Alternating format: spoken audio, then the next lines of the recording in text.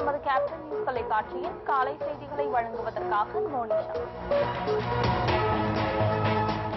வேலூர் மாவட்டத்தில் உங்களுடன் நான் நிகழ்ச்சி. தேமுதிக நிர்வாகிகளுடன் கேப்டன் விஜயகாந்த் இன்று ஆலோசனை. சென்னை அடுக்குமாடி கட்டிட விபத்தில் உயிரிழந்தவர்களின் எண்ணிக்கை 53ஆக உயர்வு. 6வது நாளாக மீட்பு பணிகள் தீவிரம்.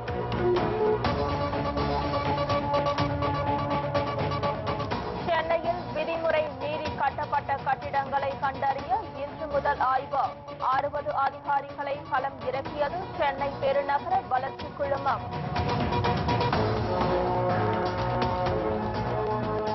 கடல் வழியாக பாகிஸ்தான் தீவிரவாதிகள் இந்தியாவுக்குள் நுழைய திட்டம். உளவுத்துறை எச்சரிக்கையால் கடலோர மாவட்டங்களில் பாதுகாப்பு அதிகரிப்பு.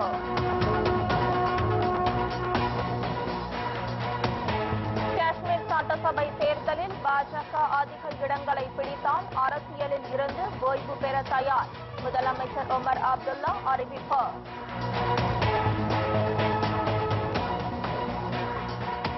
தமிழகம் முழுவதும் தொண்டர்கள் மற்றும் நிர்வாகிகளை சந்தித்து ஆலோசனை நடத்தி வரும் தேமுதிக தலைவர் கேப்டன் விஜயகாந்த் இன்று வேலூர் மாவட்டத்தில் சுற்றுப்பயணம் மேற்கொள்கிறார். உங்களுடன் நான் என்ற நிகழ்ச்சி மூலம் தேமுதிக தலைவர் கேப்டன் விஜயகாந்த் தமிழகம் முழுவதும் சுற்றுப்பயணம் மேற்கொண்டு கழக நிர்வாகிகளை சந்தித்து ஆலோசனை நடத்தி வருகிறார். அதன்படி கடந்த 26ஆம் தேதி கோயம்புத்தூரில் தனது பயணத்தை தொடங்கிய கேப்டன் திருப்பூர், நீலகிரி, கரூர், நாமக்கல், சேலம் ஆகிய மாவட்டங்களில் தேமுதிக நிர்வாகிகள் மற்றும் கழக தொண்டர்களை சந்தித்து ஆலோசனை நடத்தினார். இதனைத் தொடர்ந்து நேற்று கிருஷ்ணகிரியில் கழக நிர்வாகிகளையும் தொண்டர்களையும் சந்தித்து ஆலோசனை நடத்திய தேமுதிக தலைவர் கேப்டன் விஜயகாந்த் 2016ஆம் ஆண்டு சட்டசபை தேர்தலை எவ்வாறு எதிர்கொள்வது, தேமுதிகவின் கிளை கழகங்களில் உறுப்பினர்களை அதிக அளவில் இணைப்பது என்பது உள்ளிட்ட பல்வேறு விவகாரங்கள் தொடர்பாக கருத்துக்களை கேட்டறிந்தார். அப்போது எந்த ஒரு அரசியல் கட்சி தலைவரும் செய்யாத தொண்டர்களுடன் புகைப்படம் எடுத்துக் கொள்ளும் நிகழ்ச்சியை உருவாக்கிய கேப்டன் கழக தொண்டர்களும் பொதுமக்களும் தங்களது நெஞ்சார்ந்த நன்றிகளை தெரிவித்துக் கொண்டனர். இந்நிலையில் வேலூர் மாவட்டத்தில் இன்று சுற்றுப்பயணம் மேற்கொள்ள இருக்கும் கேப்டன் விஜயகாந்த் கழக தொண்டர்களை சந்தித்து ஆலோசனை நடத்துகிறார். இதைத் தொடர்ந்து நாளை திருவண்ணாமலை வடக்கு மற்றும் தெற்கு மாவட்டங்களில் கேப்டன் விஜயகாந்த் சுற்றுப்பயணம் மேற்கொள்கிறார்.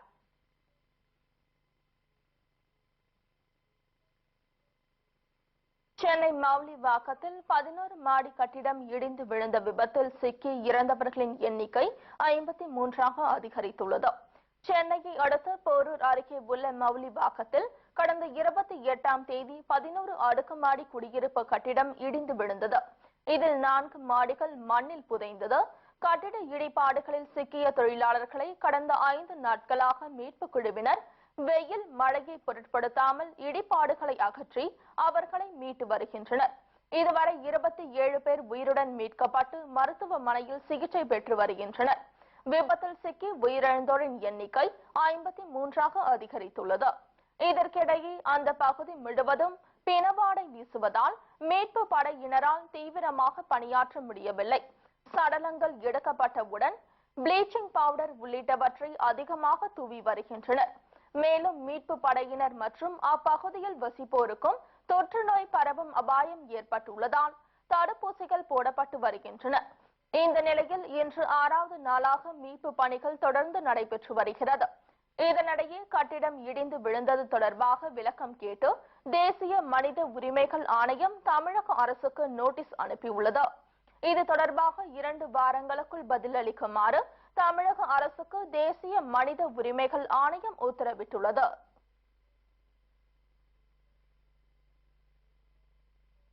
சென்னையில் அடுக்குமாடி கட்டிடங்கள் விதி மீறி கட்டப்பட்டுள்ளதா என்பது குறித்து சென்னை பெருநகர வளர்ச்சி குழும அதிகாரிகள் இன்று முதல் சோதனையை தொடங்க உள்ளனர்.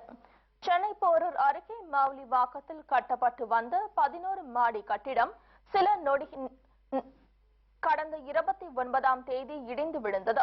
இடிபாடுகளுக்குள் சிக்கி இதுவரை 50 பேர் வரை உயிரிழந்துள்ள இந்த சம்பவம் சென்னை மக்கள் இடையே கடுமையான அதிர்ச்சியை ஏற்படுத்தியுள்ளது.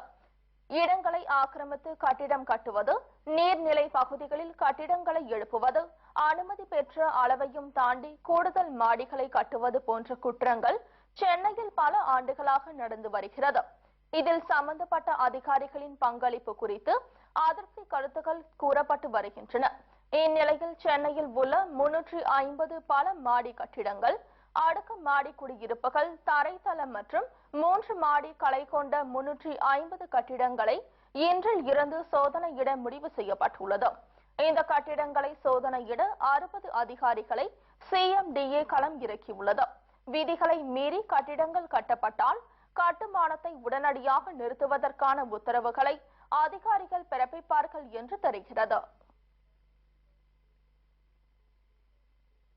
இலங்கையில் இருந்து கடல் வழியாக தமிழக மீனவர்களின் படகுகள் மூலம் பாகிஸ்தான் தீவிரவாதிகள் தமிழகத்திற்குள் ஊடுருவ திட்டமிட்டுள்ளதாக உளவுத்துறை எச்சரிக்கை விடுத்துள்ளதை அடுத்து பாதுகாப்பு பலப்படுத்தப்பட்டுள்ளது.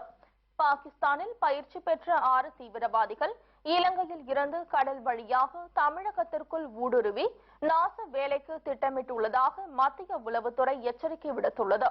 பாகிஸ்தான் தீவிரவாதிகள் இந்திய எல்லைக்குள் வந்து நாட்டு படகில் செல்லும் தமிழக மீனவர்களை தாக்கி அந்த படகு மூலம் நுழைய திட்டமிட்டு இருப்பதாகவும் தெரிய வந்துள்ளது. எனவே யாரும் தனியாக மீன்பிடிக்க செல்ல வேண்டாம். யாராவது சந்தேகப்படும்படி இருந்தால் உடனடியாக தகவல் தெரிவிக்க வேண்டும் என்றும் போலீசார் கூறியுள்ளனர். இதையடுத்து தமிழகத்தின் கடலோர பகுதிகளில் போலீசார் தீவிர கண்காணிப்பு மற்றும் சோதனையில் ஈடுபட்டுள்ளனர்.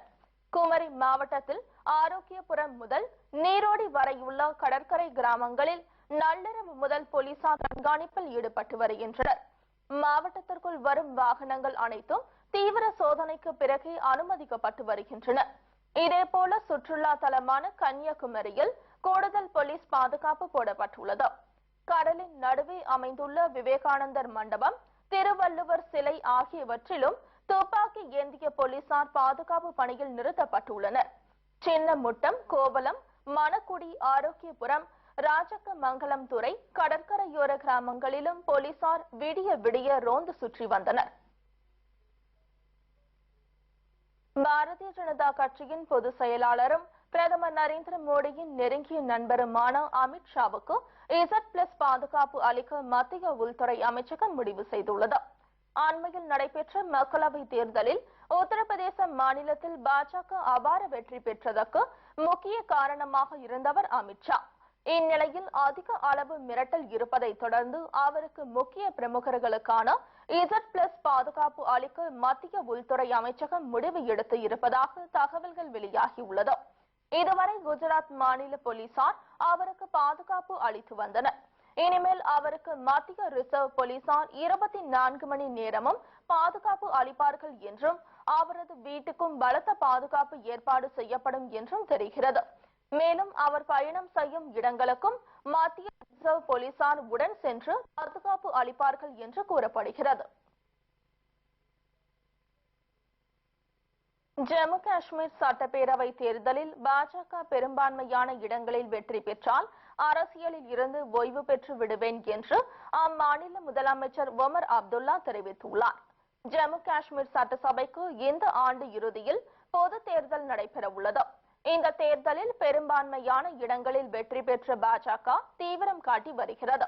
இது குறித்து பேசிய காஷ்மீர் முதலமைச்சர் ஒமர் அப்துல்லா, ஜம்மு காஷ்மீர் சட்டசபை தேர்தலில் பாஜகவுக்கு பெரும்பான்மை கிடைத்தால் அரசியலை விட்டே ஓய்வு பெற்று விடுவதாக தெரிவித்தார். சட்டமன்ற தேர்தலில் காங்கிரசுடன் கூட்டணி அமைப்பதில்லை என்று தங்கள் கட்சி இதுவரை முடிவு எடுக்கவில்லை என்று தெரிவித்த அவர், தங்கள் கட்சியினரில் பெரும்பாலானோர் காங்கிரசுடன் கூட்டணி அமைக்கக்கூடாது என்று வலியுறுத்தி வருவதாகவும் கூறினார். எனினும் இவ்விவகாரத்தில் கட்சியின் தலைவர் பரூக் அப்துல்லாவின் முடிவே இறுதியானது என்று ஒமர் அப்துல்லா தெரிவித்தார்.